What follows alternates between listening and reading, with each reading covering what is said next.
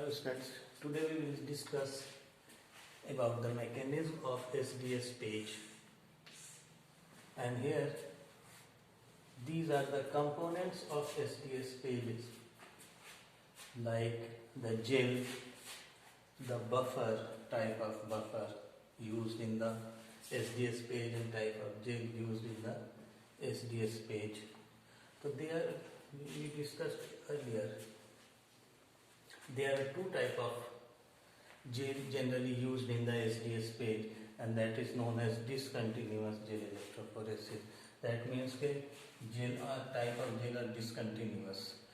One is stacking gel, which is a smaller layer present on the upper side or on the top of the second type of gel, that is the resolving gel. This is the resolving gel and this is the stacking gel. The stacking gel is a small structure, and in this stacking gel these wells are present where the solution is loaded. There are some difference in the composition of stacking gel as well and resolving gel. In the term of concentration of polyacrylamide, in the stacking gel the concentration of polyacrylamide is less, it is about 4%. Due to less concentration of polyacrylamide, the pore size is larger, and due to larger pore size, the molecules move freely in the gel and there is no sieving effect in the stacking gel. And the buffer used is generally tris HCl, and the pH is in the gel is 6.8.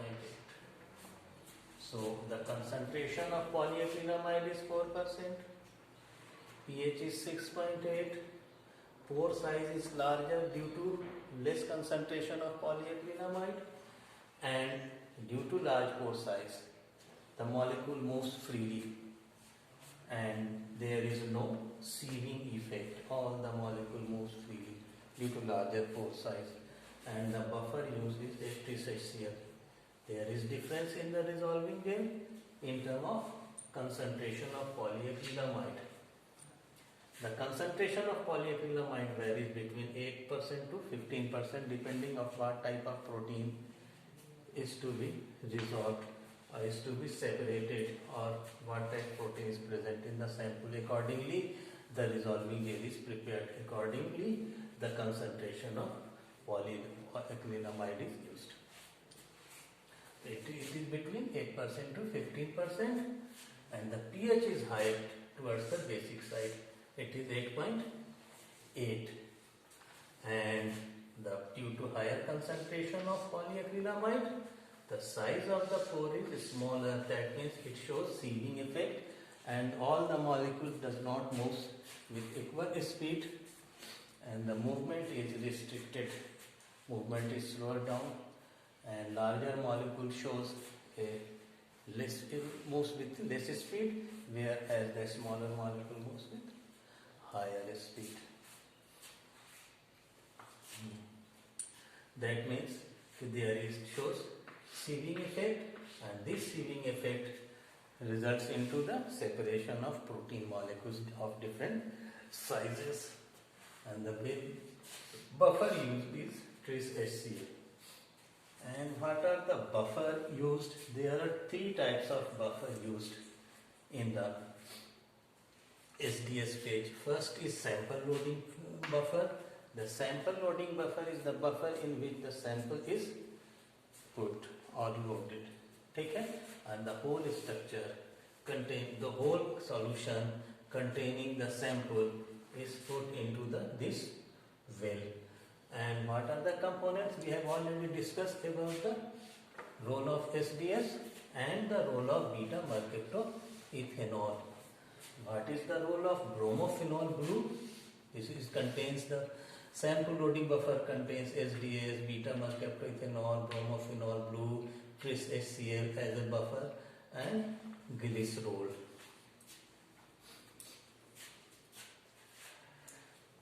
The role of bromophenol blue is, it is a dye and it helps in monitoring the progress of the solvent in the gel, in the solvent or solution or protein molecule in the gel, and it forms a front and helps in monitoring how long the solution or sample is traveled in the gel, so that when it comes almost in the near the edge of the sample, edge of the gel, the process should be stopped, so that the sample should not come out of the gel, run out of the gel. It is a dye color, blue color structure, and when the electricity is on, the movement of bromophenol blue indicates the movement of the protein molecule as well, and gives how much the distance the solvent, the solution sample has traveled, and it gives a front and helps in monitoring the movement or progress of the process. That is why bromophenol blue is used. It is a blue colored structure dye, so give a blue color to the a blue color line, gives a blue color line which helps in monitoring the distance traveled by the sample. So this is the tris STL. This tris STL contains the chloride ion, which is the anion which of the buffer which travels in the gel.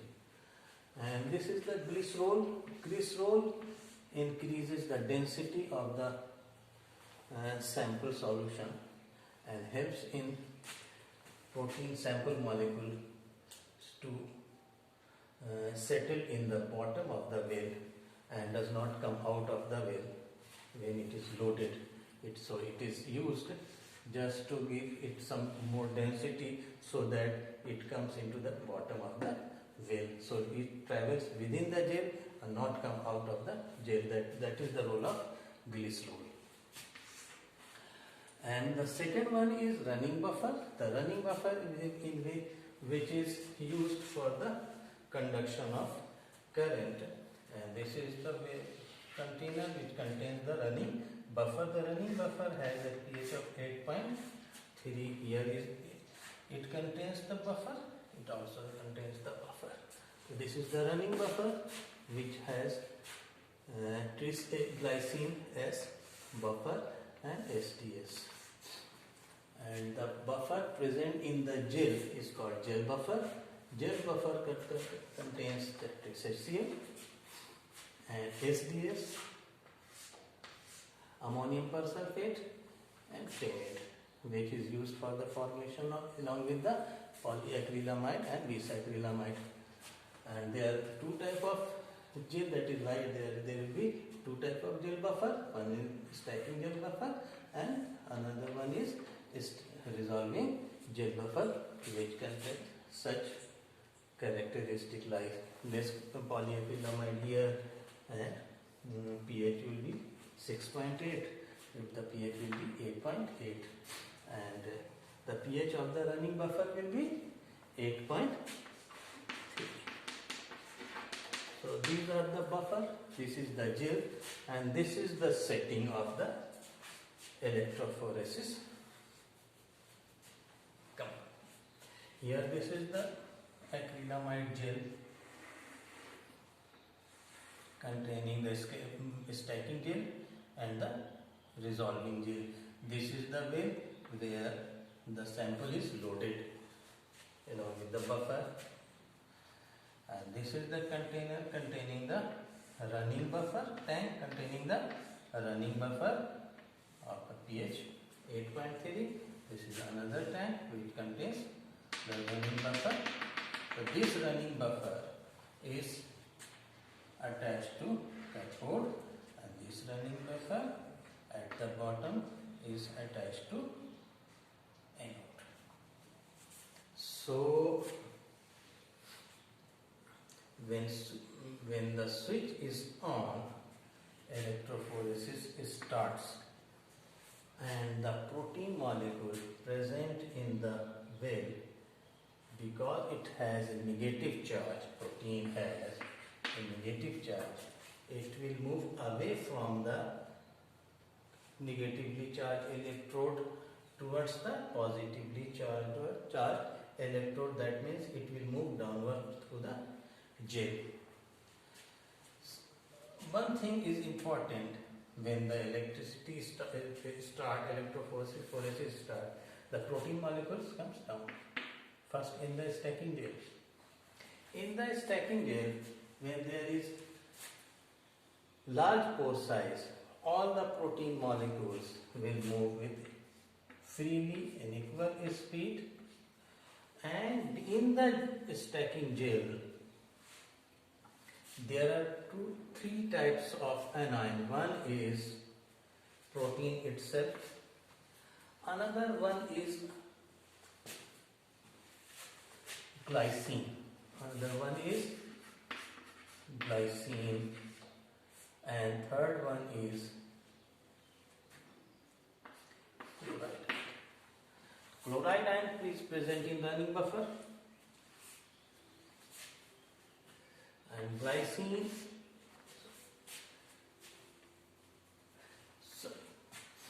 chloride ion is present in the gel buffer of the gel, and the glycine is present in the running buffer, and the protein is present in the solution. Here glycine is present here, the pH is 8.3. This pH is more than the isoelectric point of the glycine molecule, and the glycine molecule, most of the glycine molecule are present in the anion form. It is present in the anion form, so it will move into the force to move into the gel. So this will come also, glycine will come into the gel, protein molecule will also come into the gel, and the chloride ion which is present in the gel will also move towards the cathode. So all these three will move, since the concentration of, when these three moves into the gel, here the pH of the gel, here the pH of the gel is 6.8, which is very close to the isoelectric point of the glycine. At this pH, most of the glycine molecule exists as a zwitter ion, having both positive as well as negative charge. That means it has no net charge. So at this point, since it has no net charge and very less amount of negatively charged glycine is present, that means the concentration in the gel, the concentration of the anionic glycine becomes less, since the movement in the gel is proportional to the concentration of the molecule. In the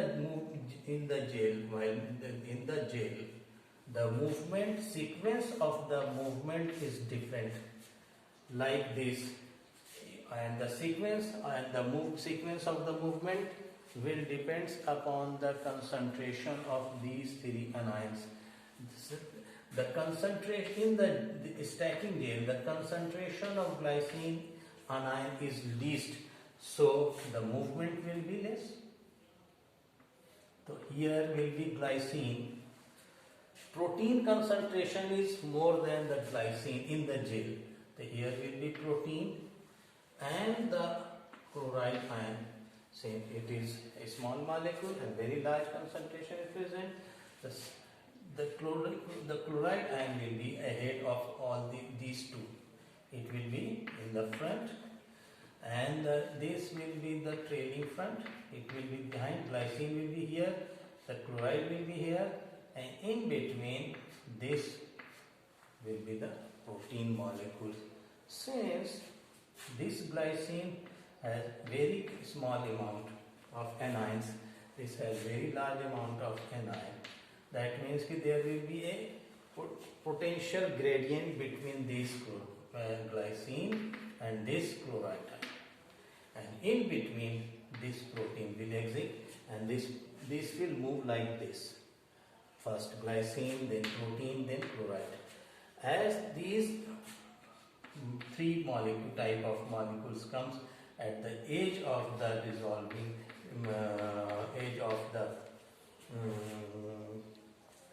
stacking gel, they comes here, and in this region the pore size suddenly decreases and the pH suddenly increases. pH increases and pH becomes 8.8. At this pH, most of the glycine molecule will be converted into anions. Since the when pH increases, the negative charge increases. So most of the glycine will be in the negative charge condition state, anionic state. The concentration of anionic glycine will increase, and that means when the concentration increases, it is a small amino acid, so this will move faster and it will leave the protein and comes ahead of the protein molecule, and the new sequence becomes like this: the chloride, then glycine, and then protein. So these two will move faster, and this protein forms sharp band at the top of the gel. It will form a sharp band. This sharp band of all the protein molecule will exist here in the same line at the same position. That means that all the molecule of protein will be at the same distance, and when they start here from the 0 point, you can see. So at this point, the protein molecule forms sharp band at the top of this stacking gel, and when they comes down here, they will move differentially. Since there is a sieving effect, the larger molecule will move less and the smaller molecule will move more, and they get separated at the end. When the bromophenol group almost reaches the edge of the gel, the process electrophoresis is stopped, or electricity switches off. And the next step, the gel is removed from the plate, and it is stained with the help of Camusin brilliant blue stain. This stain does not bind with gel and binds with protein, gives a brilliant blue color. That means that when this staining is done, these bands are visible. This is visualized and then analyzed. That means when all these protein molecules here are present in a sharp band, single band, and when they enter into the gel, they move with different speed and travel different distance. Some moves very fast. This will be the smallest molecule. This will be larger than this one. This one will be larger than this one. So here all the protein molecule get separated according to their size. Here the protein which has largest size will move least, and the protein which has a smallest size will move longest distance. Okay? Most. The protein will have the smallest size will move, travel the most. Okay? So here these are the bands. These get separated, and these bands are formed in proportion to their size. A smallest protein molecule and largest protein molecule. So by this method, the protein gets separated, and by a standard method, it can be analyzed qualitatively as well as quantitatively. And what method or protocol is used for quantitative and qualitative analysis we will discuss in the later class. Here we discuss about the electrophoresis. What happens? There are two types of gel: stacking gel, dissolving gel, containing different concentration. These are the well. There the solution or protein containing buffer solution is, samples containing solution is loaded and containing glycerol, which gives more density, provide greater density to the solution on, and by this density this solution settled at the bottom of the well. This bromophenol blue is a dye, and it helps in monitoring the movement of the sample solution within the gel. And these are the buffer solution. And buffer solution, it contains glycine, trisglycine, and the pH is 8.3. This pH is 6.8 and this pH is 8.8. When the electricity is applied, electrophoresis starts and protein molecule starts moving. Here the movement is free depending upon the concentration of the molecule. The concentration of chloride is most maximum, so it will move much faster. The protein molecule has less concentration between these two. This will move in the middle, and the glycine, when comes in the gel, the concentration becomes least due to the pH 6.8, which is with anionic concentration, which is very close to its isoelectric point. At this pH, most of the glycine comes in the zwitterion states, and very less anion glycine is present. The glycine will move behind the two, in protein in the middle and chloride in the ahead of these two. In this sequence, when this come into the about to start entering into the gel, here the pH is large, high, it is 8.8. The glycine molecule, most of the glycine molecule is converted into anionic form, and it moves